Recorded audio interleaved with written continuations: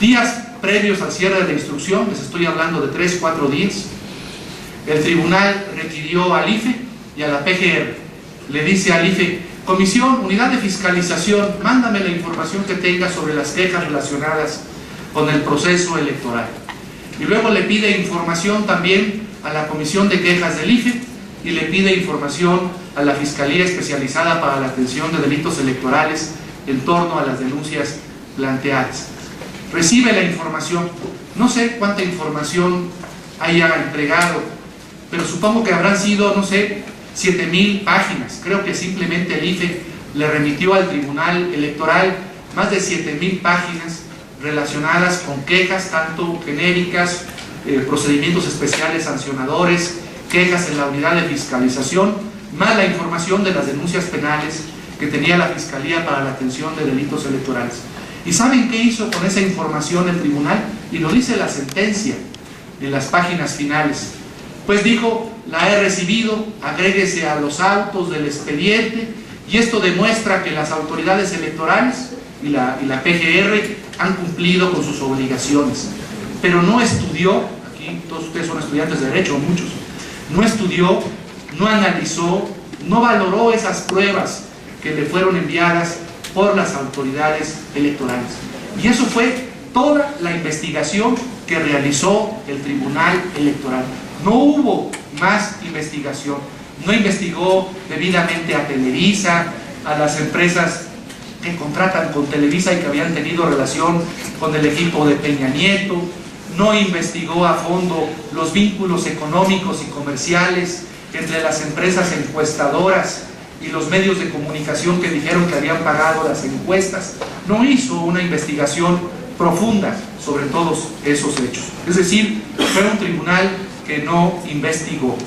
Una tercera característica de la sentencia, que me parece también muy grave, porque aquí parece que el tribunal pues estaba dictando resoluciones para Suecia o para Noruega o para un país así. Es decir, el tribunal, yo a esto le llamo, a esta tercera característica, le llamo: el tribunal se olvidó del contexto. ¿A qué me refiero con eso del contexto?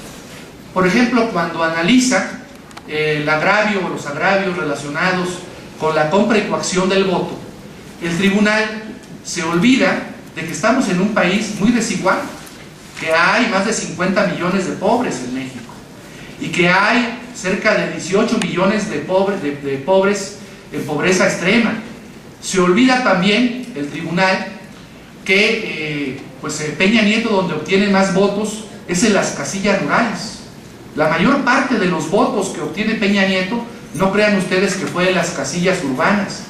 En las casillas urbanas la diferencia entre Peña Nieto y Andrés Manuel López Obrador es de aproximadamente 500,000 de votos. En donde gana Peña es en las casillas rurales. Ahí gana casi los 3 millones de votos. Y la pregunta es: ¿por qué gana Peña en las casillas rurales? ¿Sí? ¿Qué hizo Peña en las casillas rurales? Las casillas rurales en México tienen, según los datos estadísticos del IFE, de las autoridades electorales, es donde la gente menos participa. En elecciones anteriores, los índices de participación pues son más amplios en las casillas urbanas que en las casillas rurales, los índices de participación. ¿Por qué? Porque son más amplios, por una razón: porque la población del campo pues emigra a las ciudades, emigra a los Estados Unidos.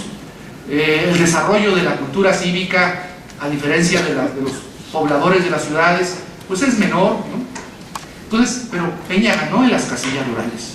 ¿Qué hizo para ganar en las casillas rurales? Bueno, este asunto contextual, a esta característica yo le llamo: el tribunal se olvidó del contexto. Se olvidó del contexto. Se olvidó que vivimos en un país de pobres. Se olvidó que en las casillas rurales es donde gana Peña. Se olvidó que en las casillas rurales existe menos participación que en las casillas urbanas históricamente. Y entonces dice, pues es un elemento que no tomo en consideración, que no tomo en cuenta. Se olvidó de ese contexto. Cuando analiza el tema de la propaganda encubierta de los medios de comunicación, también se olvida del contexto. Por ejemplo, despacha tranquilamente el tribunal 2 informes de los relatores que vinieron a México en 2010 y en 2011.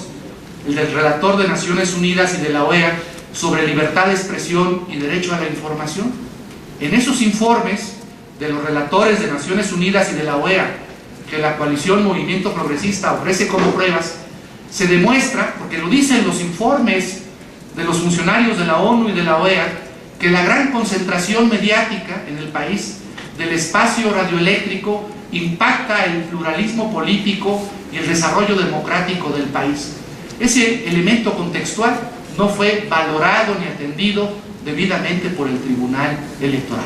Es un tribunal pues, que resolvió en abstracto, como si fuésemos marcianos o viviésemos en Suecia y no estuviésemos en un país de profundas desigualdades económicas y no estuviésemos en un país además en donde la televisión privada, entre los dos canales de televisión más importantes de este país, Televisa y Televisión Azteca, concentran más del 90% del espacio radioeléctrico y desde luego esto tiene un impacto pues, en la calidad, en el desarrollo democrático de México. La cuarta crítica, y termino ya con mis dos críticas finales, pues tuvo que ver con un hecho muy grave. Aquí el tribunal y los consejeros del IFE le echan la culpa a la ley electoral. Tiene que ver con una cuestión que cualquier procesalista en materia civil, cualquier abogado civilista, pues diría, ¿qué cosa? ¿Qué es esto? ¿No? El tribunal resuelve sin tomar en cuenta sin tener sobre la mesa, al momento de resolver, todos los elementos atendidos. ¿Por qué? Porque había quejas pendientes, había quejas de compra y coacción pendientes en el IFE, quejas relacionadas con los asuntos de fiscalización, el caso Monex, el caso de honestidad valiente, en fin, muchos casos que están pendientes de resolución en el Instituto Federal Electoral, tanto en la unidad de fiscalización como en la comisión de quejas.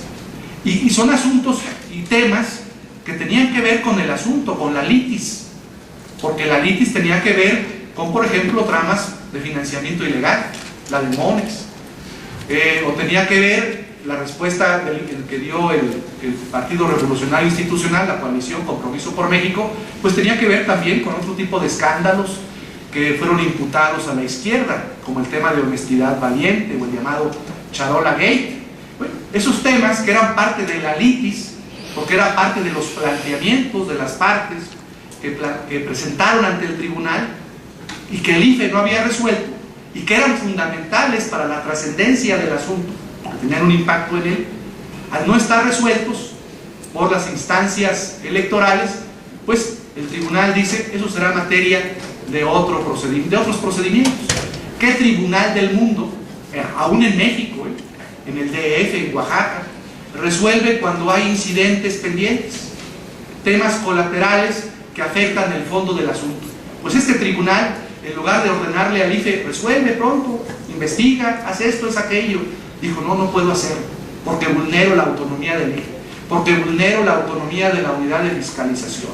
No puedo ordenarles que hagan investigaciones, ni decirles cómo, ni de qué manera, ni acelerarlos para que investiguen y tener todos los elementos al resolver. Luego, finalmente, y termino ya con esto mi intervención, hay una crítica muy grave. El tribunal, y esto lo ha advertido John Ackerman en sus artículos periodísticos, en La Jornada y en El Proceso, el tribunal presume al principio, sí puede ser inválida una elección por violación a principios constitucionales. Y también presume en sus primeras páginas, y dice el Tribunal Electoral, y voy a realizar control de convencionalidad y control de constitucionalidad. Y lo dice, y voy a ver si los actos y las leyes y las normas están conforme a la Constitución y a los tratados internacionales. Voy a ejercer plenamente el contenido del párrafo segundo y del párrafo tercero del artículo primero de la Constitución para realizar este control de convencionalidad y de constitucionalidad. Y hace un estudio, elabora más de 50 cuartillas para explicarnos qué es el control de constitucionalidad y qué es el control de convencionalidad.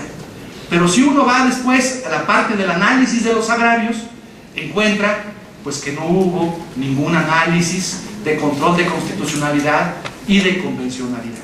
Es decir, en pocas palabras, y concluyo mi intervención, y ya tendré momento de hablar otra vez, fue un tribunal que actuó como si fuese pues un tribunal de paz, un tribunal de primera instancia, que busca solamente la verdad formal, que no le preocupa la verdad material, que no le preocupó el respeto a la Constitución, ni en asumirse como pleno garante de los principios constitucionales. Fue una resolución muy lamentable, de menor calidad que la resolución del Tribunal Electoral que en 2006 calificó la elección presidencial de este año. Es un tribunal que está muy por debajo de lo que hicieron los magistrados en 2006. Un tribunal que da pena, un tribunal que actúa como un tribunal de legalidad, aunque presume que va a realizar control de constitucionalidad y de convencionalidad. Muchas gracias por su atención.